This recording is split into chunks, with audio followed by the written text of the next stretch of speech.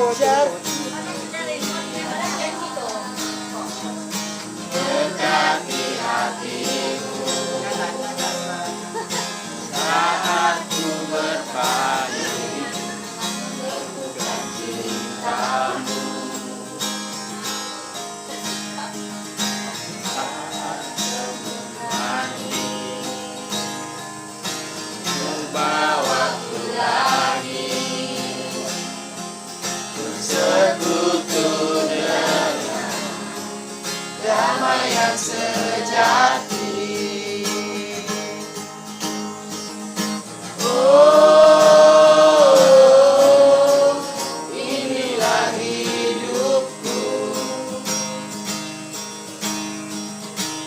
Oh, inilah hidupku. Hanyalah untukmu, segenap hatiku ragu akan kebaikanmu. Dan nafasku menciptakan kasihmu. Ajakku berdiam dekat di hatimu. Ajakku berdiam dekat di hatimu. Saat ku berpaling temukan cintamu. Saat kau kembali, kau bawaku lagi bersekutu dengan damai yang sejati. Oh, ku dapatkan kasihmu. Oh, inilah hidupku. Hidupku hanyalah untukmu. Segenap hatiku rindu akan kebaikanmu. Dan nafasku menciptakan kasihmu. Ajakku berdiam dekat di hatimu.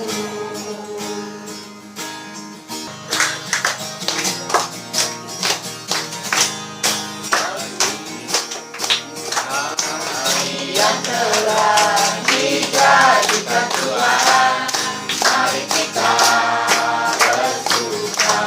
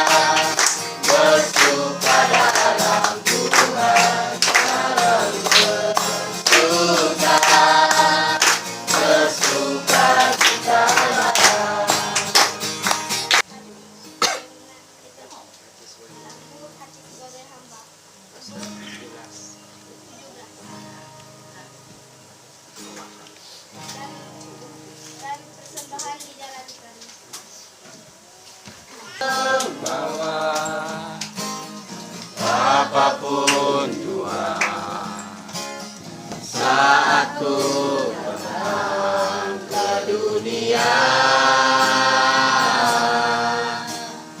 Ku tinggal semua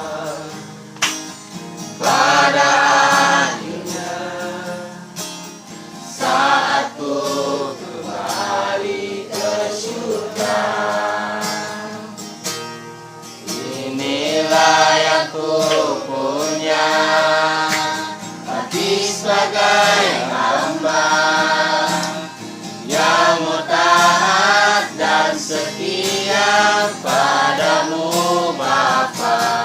Kemana ku bawa hati yang menyembah dalam roh dan kebenaran sampai selamanya.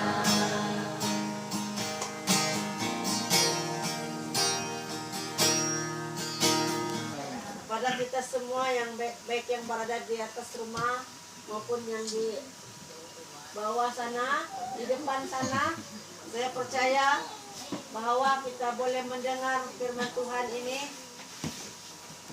dan kita mau agar kita mengusapkan pikiran kita, dan kita mau tertumpu kepada firman Tuhan yang akan kita belajar bersama-sama pada malam ini. Dan saya percaya kita semua penat hari ini. Lihat di dalam Yakobus pasal 1 ayat 1 sehingga ayat yang ke-8. Di dalam Yakobus pasal 1 ayat 2 sehingga ayat yang ke-8. Di dalam Yakobus, dengar tadi bawah sana. Di dalam Yakobus pasal 1 ayat 2 sehingga ayat yang ke-8. Tajuk besar dengan dan hikmat. Ayat malam ini, yaitu dia berkata di situ, kita harus punya iman dan hikmat. Apa yang dikatakan firman Tuhan di sini, bahwa berbagai-bagai pencobaan yang kita alami di dalam kehidupan kita, tetapi apa yang dikatakan oleh firman Tuhan dalam ayat yang ketiga itu, yaitu suatu berbagai pencobaan yang kita hadapi dalam kehidupan kita itu, yaitu dia menguji sejauh mana iman kita kepada Tuhan, sejauh mana kita percaya kepada pekerjaan Tuhan di dalam kehidupan kita. Oleh sebab itu dia berkata di situ, yaitu sebab kamu tahu bahwa ujian terhadap imanmu itu menghasilkan ketekunan. Maksudnya, apabila kita menghadapi berbagai cabaran dalam kehidupan kita, kita menganggap itu adalah suatu ketekunan dalam kehidupan kita, agar kita terus mendekatkan diri kita kepada Tuhan. Dan itu adalah suatu ujian iman kita kepada Tuhan. Nah, contoh yaitu kalau kita bekerja, kita penat, kita punya apa?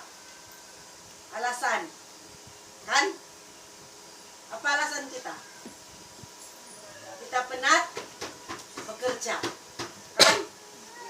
Nah, kalau kita bersendirian, apa ujian iman kita? Kita akan berkata bosannya tiada kawan. Kita berkata demikian. Tapi kalau kita di dalam pelayanan, kita berkata, astaga lah, balik-balik aku saja yang buat kerja pelayanan. Nah, itu sesuatu cabaran di dalam kehidupan kita. Tetapi dia berkata di situ bahwa dia menguji sejauh mana iman percaya kita kepada Tuhan, bagaimana kita memperoleh buah yang matang. Nah, bagaimana memperoleh buah yang matang? Kalau kita tanam pokok, kita lihat apa? Kalau kita tanam pokok, apa yang dilihat situ dia sudah matang? Kepada yang sudah menanam pokok ini, apa? Batang dan daun. Apa dilihat di situ? Kalau dia sudah matang, dia bilang apa? Dia keras. Dia keras, dia bilang. Dan apa lagi? Akarnya sudah apa? Sudah bercantum dengan Meriam. Karenanya dia bilang. Jadi demikian juga dengan iman kita. Kalau kita bilang kita ini sudah Meriam matang di di dalam udara. iman kita, percayakah kamu? Kalau sama sekali kita tidak mendengar firman Tuhan, kalau sama sekali kita tidak bersekutu dengan Tuhan, matangkah iman kita? Enggak. Tidak. Bagaimana kita mengokohkan iman kita? Kita harus selalu bersekutu dengan Tuhan. Kita harus setia di dalam pelayanan. Oleh sebab itu dia berkata di situ, bagaimana kamu menanam itu bukan senang. Kalau kamu menanam pokok, kamu bilang, wih senang ini, tanam saja cucuk, sudah tumbuh. Tidak, saya sudah rasa. Macam mana saya tanam pokok, ke besoknya mati. Aduh, saya cakap dengan dia, pikul banyak-banyak sampai rumah mati banyak. Kalau 1, 2, 3 saja pokok mati tidak apa. Ini sejauh 30 pokok kali kau tanam 30 pokok mati, apa kau rasa? Sedih, menyesal, kan?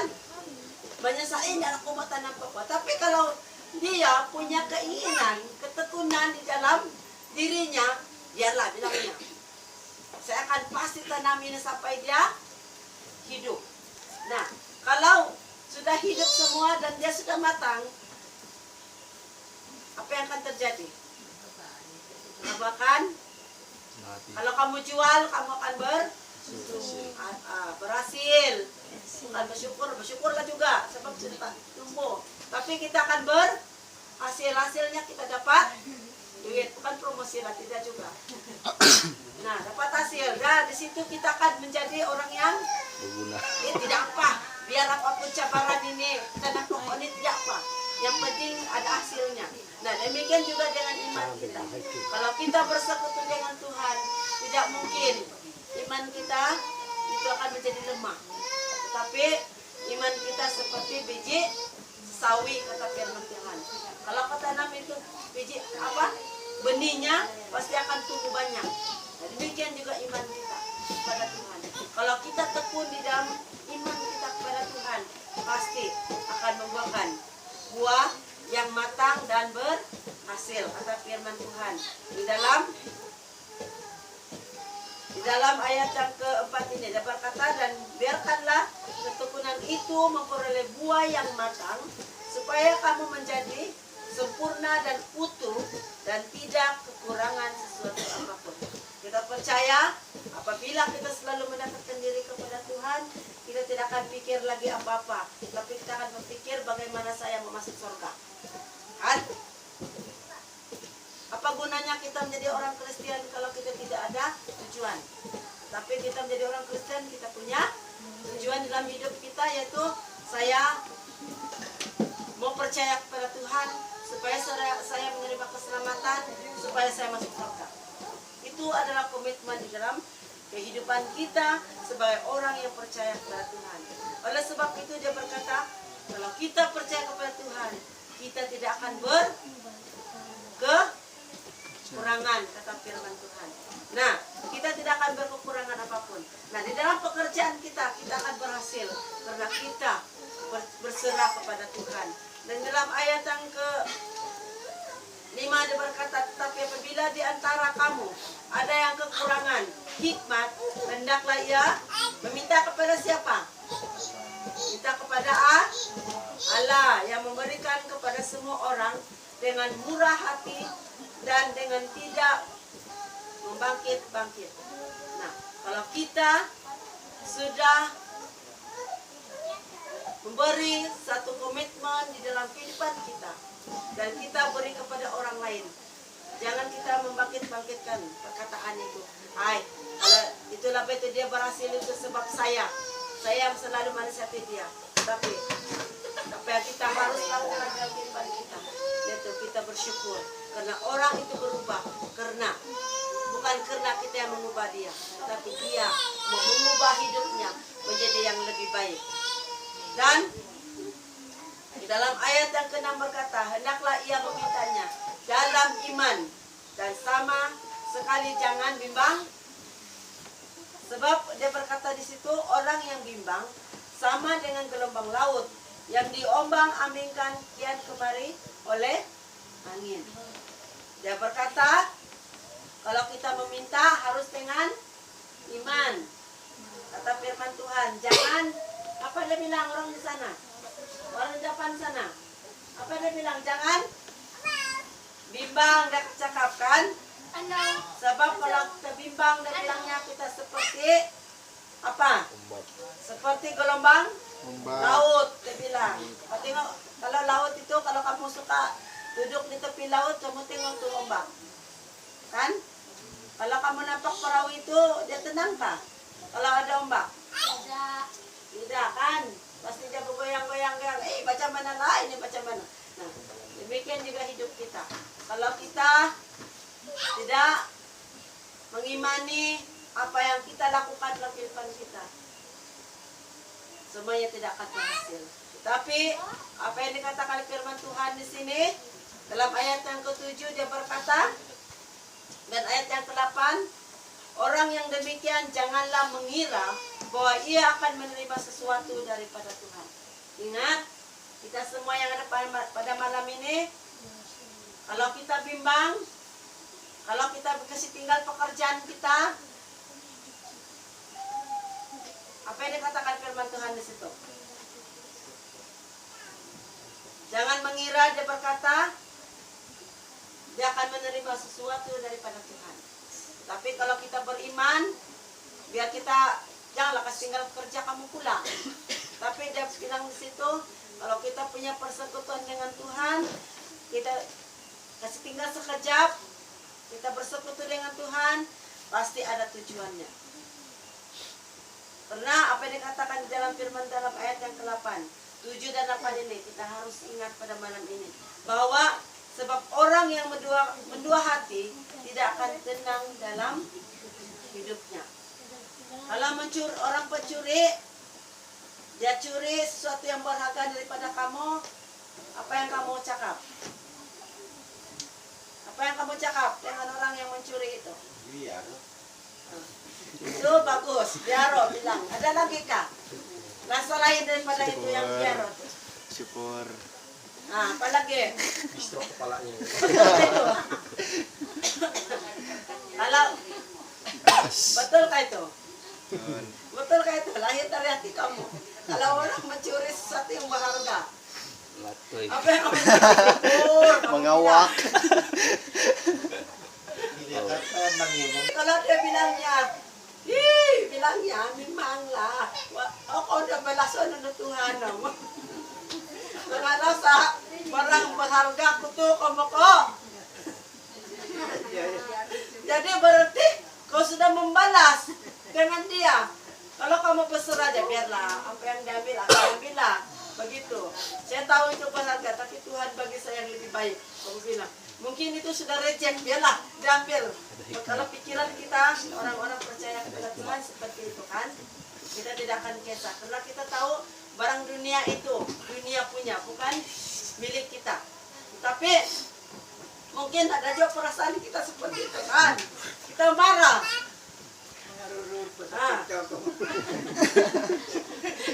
Iya. Tapi itu kalau orang-orang yang tidak percaya kepada Tuhan, pasti dia akan caci maki itu orang. Apalah orang ini mengambil ini dia bilang. Tetapi kalau kita percaya kepada Tuhan, biarlah, sebab itu harta dunia. Pasti Tuhan akan bagi yang lebih baik. Nah, kamu ingat si Ayub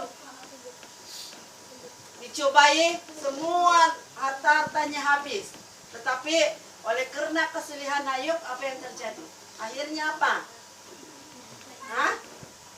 Akhirnya apa? Dia dan istrinya diberi anak yang cantik-cantik, anak lelaki yang handsome, dibagi kelimpahan lagi, dikasih 2 kali ganda lagi dia punya harta benda. Nah, kenapa dia seorang yang benar-benar takut akan Tuhan, setia di dalam pelayanannya. Oleh sebab itu, firman Tuhan kita pada malam ini, jangan bimbang hati. Kalau kita ikut Tuhan, pasti kita akan ikut Tuhan. Ya, benar-benarlah kita ikut Tuhan. Jangan lagi kita kasih dua hati kita. Ay na, kalau aku ikut Tuhan, nanti Tuhan ambil pula sudah saya. Nah, kira kita sudah mulai bimbang. Tetapi saya sarankan pada malam ini jangan pula kamu, jangan khotbah itu bilang biarlah harta itu dicuri orang. Itu kelalaian kita. Kan sebab pasti biar sejak orang itu mengambil. Biar kita di situ habis. Aku mau bilang pirang gitu. Kan marah mertuanya kau marah. Oh tidak. Ambil lagi padahal dalam hatinya marah. Kan las apa dia buat? Apa yang dibuat oleh mertuanya? Dia marah kan? Kau marah. Ya aku marah. Udah terus kena jual dia. Jadi itulah. Kita harus percaya kepada Tuhan. Kita harus percaya kepada Tuhan. Jangan kita jual Tuhan kita. Tapi kita percaya Tuhan itu baik dalam kehidupan kita.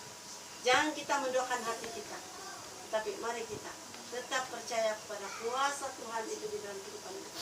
Apapun cabaran yang kita hadapi dalam kehidupan kita, ingat. Jangan apa yang katakan di dalam firman Tuhan itu, dalam ayat yang ke-7, jangan bimbang hati, dia bilang kan di dalam ayat yang ke-4 ke ayat ke-5. Itu yang harus kita ingat. Jangan bimbang, dia bilang.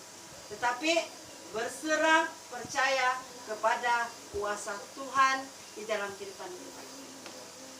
Nah, tadi jam 7 sudah kami mau balik. Ya cakap, lambat lagi kita ini menghias. Mau sembahyang lagi kita.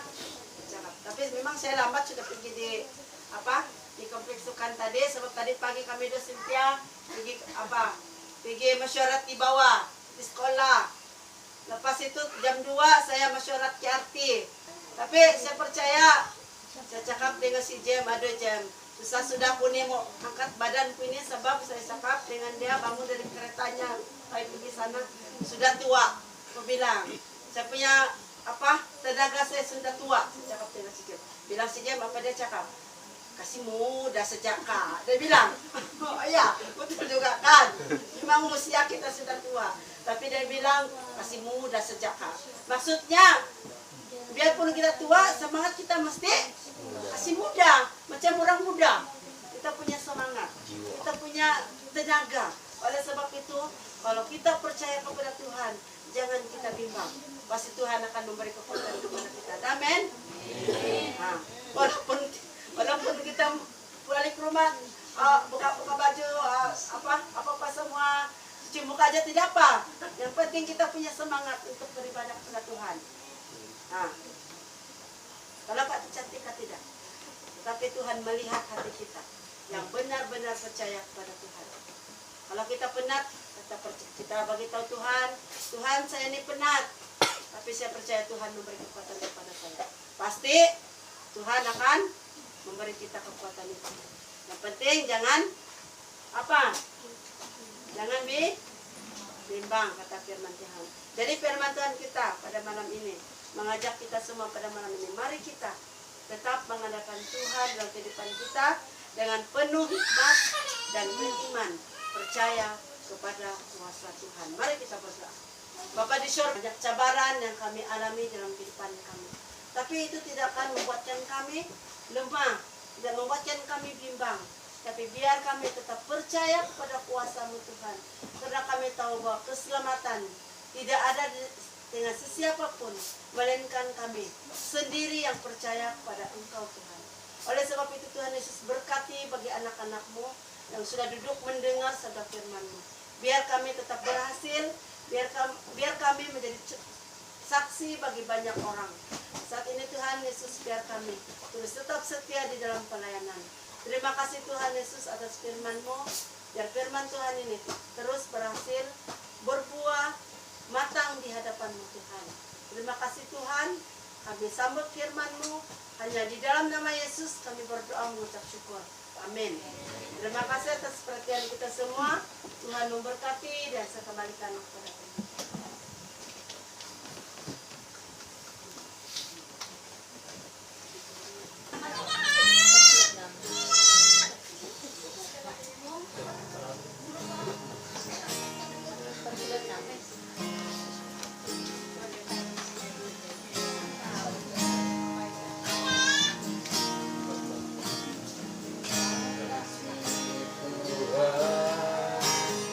bintang di langit. Makasih Tuhan, hutan akan kering. Tanpa kasih Tuhan, burung takkan terbang. Kasih-Nya Tuhanku sempurna. Kasih Yesusku termanis bagiku. Kasih Yesusku tak ada ujungnya. Ku sembah Kau Tuhan, buat kasih setiamu. Kasih-Nya Tuhanku sempurna. Tanpa kasih Tuhan, tiada bintang di langit. Tanpa kasih Tuhan, lautan akan kering. Tanpa kasih Tuhan, burung takkan terbang. Kasih-Nya Tuhanku sempurna. Kasih Yesusku termanis bagiku. Kasih Yesusku tak ada ujungnya. Ku sembah Kau Tuhan, buat kasih setiamu. Kasih-Nya Tuhanku sempurna.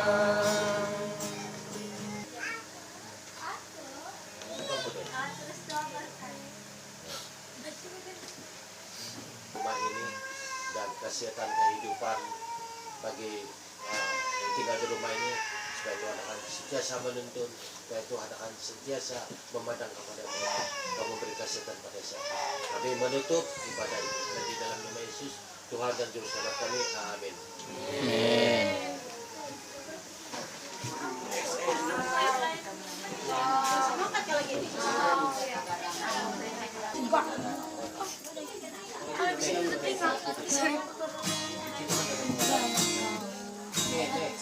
Keluar masuk, sedang kamu antara apa semua sifat di sini. Nah, begitu.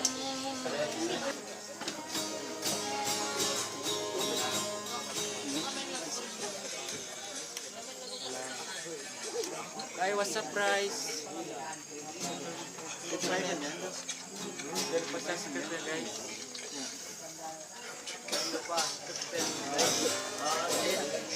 Dirak ka. Bendangan ko lagi. Ito, shampoo dia naman atau. Lamnam ko di shampoo. Sabon. Po, sabon na kay. Dan gini. Terbalik nih. Situ tinggal. Nah, dia pula. Sudah mati ya. Hanya malai di.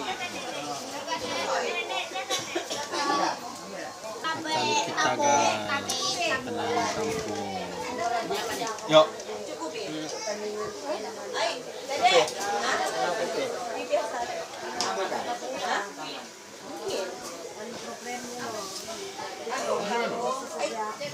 Mami. Pakis cukup ya. Hah? Dek.